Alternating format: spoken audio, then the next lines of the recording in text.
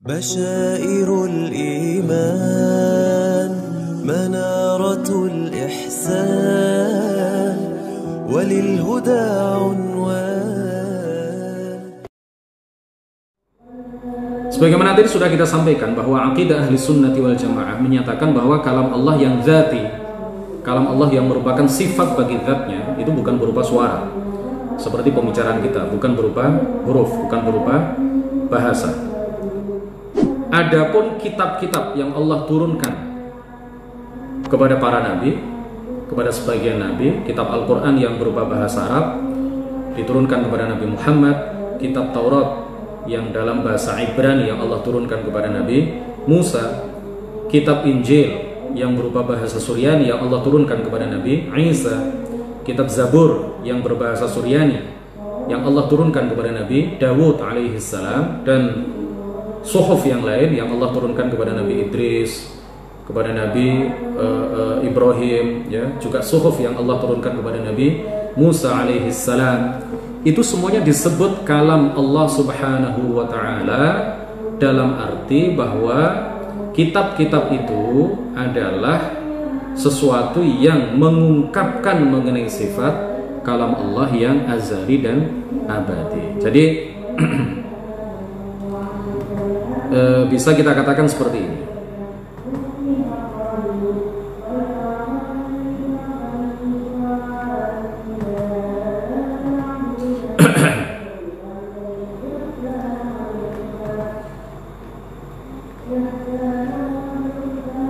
Al-Quran itu memiliki dua penyebutan. Al-Quran lahu itlaqan.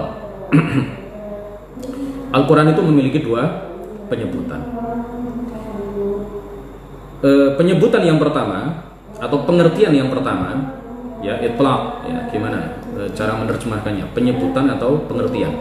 Al-Quran itu memiliki itlaqani, memiliki dua penyebutan atau memiliki dua pengertian.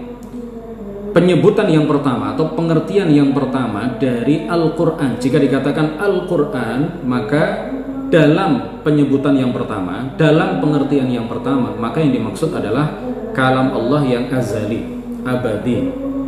Kalam Allah yang bukan berupa suara bahasa, yang tidak bermula, yang tidak berakhir, yang tidak tersusun dari bagian-bagian, yang bukan berupa bahasa Arab, yang bukan berupa bahasa Suryani, yang bukan berupa bahasa Ibrani, dan juga bukan berupa bahasa-bahasa yang lain. Kalau yang dimaksud dengan Al-Quran adalah penyebutan yang pertama ini atau pengertian yang pertama ini, maka dia qadim.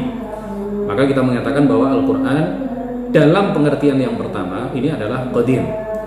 Jadi ingat, gini ya, kita jangan mengatakan Al-Quran qadim atau Al-Quran hadith secara mutlak, ya, tanpa ada embel-embel. Karena kalau dikatakan bahwa Al-Quran itu qadim, maka sangat rentan untuk dipahami bahwa Al-Quran yang berupa suara, yang kalau kita baca berupa suara, bahasa dan huruf, maka ini adalah qadim. Kemudian kalau dikatakan Al-Qur'anu hadith, Quran itu hadith secara mutlak tanpa ada embel-embel, tanpa ada keterangan lebih lanjut, maka ini sangat rentan untuk disalahpahami juga. Maka orang-orang awam akan memahami bahwa sifat kalam Allah yang sejatinya tidak berupa suara, bahasa dan huruf, itu mereka yakini sebagai sesuatu yang hadith. Jadi kita beri penjelasan lebih lanjut. Boleh kita mengatakan Al-Quran qadim, tetapi dengan penjelasan bahwa Al-Quran dalam pengertian yang pertama, seperti yang tadi sudah kita sampaikan, ini adalah qadim. Sedangkan Al-Quran dalam pengertian yang kedua, apa?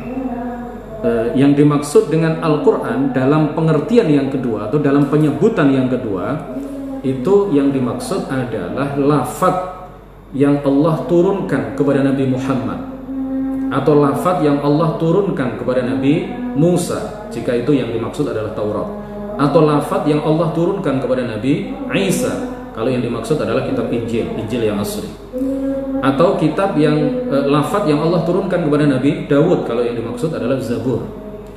Jadi Al-Quran dalam pengertian yang kedua itu adalah lafaz yang Allah turunkan kepada beberapa nabi, termasuk Nabi Muhammad sallallahu alaihi wasallam. Dan dua-duanya disebut kalam Allah. Al-Quran dalam pengertian pertama itu disebut kalam Allah. Al-Quran dalam pengertian yang kedua ini juga disebut kalam Allah. Nah, dua-duanya disebut kalam Allah subhanahu wa ta'ala. Kemudian kita mengatakan bahwa Al-Quran dalam pengertian yang kedua itu adalah hadits. Nah, itu betul. Kalau ada keterangan lebih lanjut, Al-Quran dalam pengertian atau dalam penyebutan yang kedua adalah hadits. Sedangkan Al-Quran dalam pengertian atau penyebutan yang pertama adalah qadim. Al-Quran dalam pengertian yang kedua itu disebut kalam Allah. Dalam arti apa? Dalam arti bahwa ia adalah sesuatu yang mengungkapkan mengenai sifat kalam Allah yang azali, yang abadi, yang tidak berupa suara, bahasa, dan huruf. Pengertiannya begini, pendekatannya begini, ya, supaya ini jelas bagi kita semuanya, mudah untuk dipahami. Pendekatannya ala sabir taqrib, la ala sabir tashbih wa tamthil. Sebagai sebuah pendekatan, kita mengatakan bahwa jika saya menulis lafaz Allah di papan tulis, saya menulis lafaz Allah di papan tulis, kemudian saya bertanya kepada orang-orang di hadapan saya, ini apa? Ketika mereka mengatakan Allah, saya bertanya, ini apa? Kemudian mereka mengatakan Allah, mereka tidak salah. Tetapi ini adalah bukan Allah yang kita sembah. Karena Allah yang kita sembah itu tidak menempati papan tulis. Allah yang kita sembah itu tidak serupa dengan segala sesuatu, tidak bisa dilihat di dunia, tidak berupa ukuran, tidak berupa tulisan, tidak berupa benda, tidak disifati dengan sifat-sifat makhluk. Lah terus Allah yang di papan tulis atau lafaz Allah yang di papan tulis ini adalah lafaz yang mengungkapkan bahwa Tuhan yang wajib kita sembah adalah Allah subhanahu wa ta'ala. Jadi Allah yang wajib kita sembah itu disebut Allah. Sedangkan lafaz Allah yang mengungkapkan bahwa Tuhan yang wajib kita sembah adalah Allah, ini juga kita sebut Allah. Dua-duanya kita sebut Allah. Nah, Allah dalam pengertian pertama itu nggak bisa dibayangkan, tidak bisa dikhayalkan, ada tanpa permulaan, ada tanpa akhir, nggak bisa dibayangkan sama sekali. Sementara Allah dalam pengertian kedua ini adalah berupa lafaz yang merupakan sesuatu yang mengungkapkan bahwa Allah yang wajib kita sembah adalah, bahwa Tuhan satu-satunya yang wajib kita sembah hanyalah Allah subhanahu wa ta'ala. Jadi dua-duanya disebut Allah. Tetapi Allah dalam pengertian pertama qadim, ya, azali, abadi, dan seterusnya. Sedangkan Allah dalam pengertian kedua itu adalah lafaz yang mengungkapkan mengenai Allah yang wajib disembah. Dan dua-duanya disebut Allah subhanahu wa ta'ala. Contoh lain misalkan, sebagai sebuah pendekatan juga. Contoh lain, ada guru TK masuk ruangan, dia ingin menjelaskan mengenai sapi misalkan, ya, mengenai nama-nama binatang. Apakah guru TK itu kemudian membawa sapi ke dalam kelas? Apakah kemudian guru TK itu membawa kambing ke dalam kelas? Tentu tidak. Yang dia lakukan apa? Yang dia lakukan adalah membawa gambar sapi, membawa gambar kambing, membawa gambar binatang-binatang yang ingin ia jelaskan kepada para peserta didik supaya mereka mengetahui, ya, gambaran mengenai binatang-binatang yang saat itu yang saat itu dibahas di dalam kelas. Jadi ketika guru TK kemudian memasang gambar itu di depan para peserta didiknya, kemudian dia menunjuk gambar sapi, anak-anak ini apa? Ketika anak-anak yang ada di kelas mengatakan itu sapi, apakah guru kelas itu akan mengatakan salah, kalian nggak benar ini kalau mengatakan ini sapi, ini adalah gambar sapi? Apakah guru TK itu mengatakan seperti itu? Tidak. Jadi ketika anak-anak ditanya ini apa, kemudian mereka menjawab ini sapi atau itu sapi, maka guru kelas akan mengatakan betul, ya. Apa yang dimaksud dengan sapi? Padahal ini adalah gambar sapi. Yang dimaksud oleh anak-anak itu adalah ini adalah gambar yang mengungkapkan bahwa ada binatang yang bernama sapi. Sapi yang ada di sana yang makan rumput itu disebut sapi. Sementara gambar sapi yang ada di sini juga disebut sapi. Dalam arti apa? Dalam arti bahwa ini adalah gambar yang mengungkapkan bahwa ada binatang yang makan rumput, yang bisa bersuara, yang bisa membajak sawah, yang disembelih pada waktu hari raya kurban, yang bernama sapi. Nah, sama juga ketika saya mengatakan, misalkan, atau saya menulis di sini api. Saya tulis api di papan tulis. Kemudian saya tanya kepada orang-orang yang di hadapan saya, Mas, ini apa? Itu sapi, Pak. Itu api, misalkan. Ya, itu api. Maka saya mengatakan kepada orang itu benar. Api dalam arti di sini apa? Api dalam arti bahwa ini adalah tulisan yang mengungkapkan bahwa ada sebuah benda yang bernama api yang bisa membakar. Jadi api yang saya pegang yang berupa tulisan ini nggak bisa membakar tangan saya, karena ini bukan benda apinya, tetapi ini adalah sesuatu yang mengungkapkan mengenai sebuah benda yang bisa membakar, yang memiliki sifat membakar, yang bernama api. Nah, api yang bisa membakar yang ada di sana itu disebut api. Tulisan api yang ada di papan tulis ini juga disebut api, dalam arti ini adalah sesuatu yang mengungkapkan mengenai api yang memiliki sifat membakar. Jadi dari sini jelas ya bahwa Al-Qur'an itu memiliki dua penyebutan. Penyebutan yang pertama adalah Al-Qur'an dalam arti sifat kalam Allah Subhanahu wa taala yang dzati, yang merupakan sifat bagi zatnya, yang bukan berupa suara, bukan berupa bahasa, bukan berupa huruf, yang tidak bisa ditayangkan. Al-Quran dalam penyebutan yang kedua, Al-Quran dalam pengertian yang kedua, itu adalah lafaz yang Allah turunkan kepada beberapa orang nabi. Kalau itu berupa Al-Quran berarti kepada Nabi Muhammad SAW, yang lafaz itu mengungkapkan mengenai sifat kalam Allah yang bukan berupa suara, bukan berupa bahasa, bukan berupa huruf. Jadi makanya ketika ada orang yang protes misalkan, Ustaz, ya Gus, Kiai, tadi dikatakan bahwa katanya kalam Allah itu bukan berupa suara, bukan berupa bahasa, bukan berupa huruf. Lah ini Al-Quran ini kan kalam Allah ini. Ini ketika saya baca kok berupa suara, ketika saya lihat kok berupa huruf, ketika saya lihat tulisannya berupa bahasa Arab. Loh, katanya Al-Quran, katanya kalam Allah itu bukan berupa suara, bahasa, dan huruf. Nah ini Al-Quran yang kita baca ini kok disebut kalam Allah, kemudian kita lihat berupa bahasa, berupa huruf, berupa suara kalau kita baca. Nah pengertiannya atau penjelasannya adalah seperti yang kita sampaikan tadi, bahwa Al-Quran itu memiliki dua itlaq, memiliki dua penyebutan. Al-Quran, jika disebut Al-Quran, maka bisa jadi yang dimaksud adalah penyebutan yang pertama atau pengertian yang pertama. Kalau disebut Al-Quran, bisa jadi yang dimaksud adalah penyebutan yang kedua. Dan Al-Quran yang berupa lafaz, yang berupa suara, yang berupa bahasa, yang berupa huruf, ini adalah Al-Quran dalam pengertian yang kedua. Dan ini adalah sesuatu yang mengungkapkan mengenai sifat kalam Allah yang bukan berupa suara, bukan berupa bahasa, bukan berupa huruf.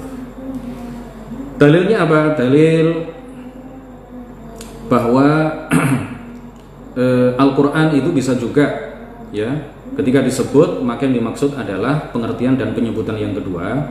Itu dalilnya banyak. Di antaranya firman Allah Subhanahu wa taala, "Wa in ahadum minal musyrikin istajaraka fa'ajirhu hatta yasma'a kalam Allah." Jika ada salah seorang di antara kaum musyrikin meminta perlindungan kepadamu wahai Muhammad, fa'ajirhu, maka lindungilah dia, hatta yasma'a kalam Allah, sehingga dia mendengar kalam Allah. Tunggu dulu ya, jangan kemudian ditolak permintaan mereka supaya dilindungi. Lindungi mereka sehingga kemudian kamu bisa berdakwah kepada mereka, bisa memperdengarkan kalam Allah kepada mereka.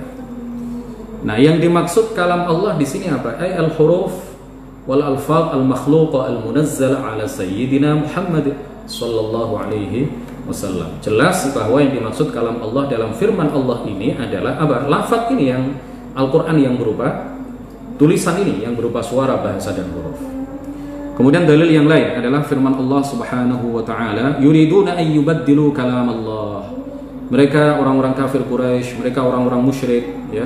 Mereka musuh-musuh Islam, mereka menginginkan supaya mereka merubah-rubah kalam Allah Subhanahu wa taala. Yang dimaksud merubah-rubah kalam Allah. Kalam Allah yang dimaksud di sini adalah apa? Apakah sifat kalam Allah? Bukan, karena sifat kalam Allah la yalhaquhu taghayyur, ya, la yalhaquhu tabaddul, ya, tidak bisa dirubah kalam Allah yang merupakan sifat bagi zatnya. Nah, kalam Allah yang dimaksud di dalam ayat ini adalah apa? Al-Quran yang berupa suara, bahasa, dan huruf yang kita baca, yang ada di hadapan kita, yang Allah turunkan kepada Nabi Muhammad sallallahu alaihi wasallam. Nah, terakhir dapat kita simpulkan bahwa Al-Quran itu memiliki dua penyebutan. Jika yang dimaksud adalah penyebutan yang pertama, maka Al-Quran qadim. Jika yang dimaksud adalah penyebutan atau pengertian yang kedua, maka Al-Quran itu hadith, memiliki permulaan. Kalam Allah itu juga begitu. Jadi kalamullah sebagaimana Al-Quran itu memiliki dua penyebutan. Saya ulang, Al-Quran itu memiliki dua penyebutan. Begitu juga kalamullah itu juga memiliki dua penyebutan. Kalamullah bisa berarti adalah sifat kalam Allah yang merupakan kalamullah yang merupakan sifat bagi zatnya. Jika yang dimaksud dengan kalamullah adalah penyebutan yang pertama, maka kalam Allah di sini adalah azali abadi, tidak bisa dibayangkan, bukan berupa suara, bahasa, dan huruf. Dalam penyebutan yang kedua, kalau kita mengatakan kalamullah, maka yang dimaksud adalah apa? Al-lafzul munazzal, lafaz yang Allah turunkan kepada Nabi Muhammad, lafaz yang Allah turunkan melalui perantaran malaikat Jibril kepada Nabi Dawud, kepada Nabi Musa, kepada Nabi Isa, dan beberapa nabi yang lain, kepada Nabi Ibrahim, dan lain sebagainya. Nah, kalau sifat kalam Allah yang bukan berupa suara, bahasa, dan huruf itu disebut kalam Allah, itu jelas, ya, tanpa dijelaskan lebih panjang lebar lagi, lebih detail, orang sudah paham bahwa itu memang sifat kalam Allah. Kita sebut kalam Allah, jelas. Tetapi kalau lafaz yang Allah turunkan kepada Nabi Muhammad yang berupa Al-Quran, yang berupa suara kalau dibaca, yang berupa bahasa Arab, yang berupa rangkaian huruf, ini disebut kalam Allah. Itu dalam pengertian apa? Kenapa disebut kalam Allah? Pertama, li'amroin, karena dua hal.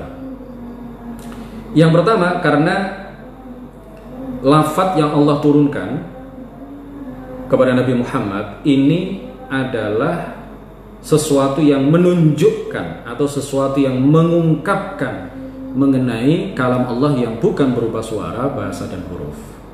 Makanya kemudian disebut kalam Allah. Yang kedua, karena memang ini disebut kalam Allah, ya, karena memang ini bukan karangan Jibril, bukan karangan Nabi Muhammad sallallahu alaihi wasallam. Makanya kemudian disebut kalam Allah.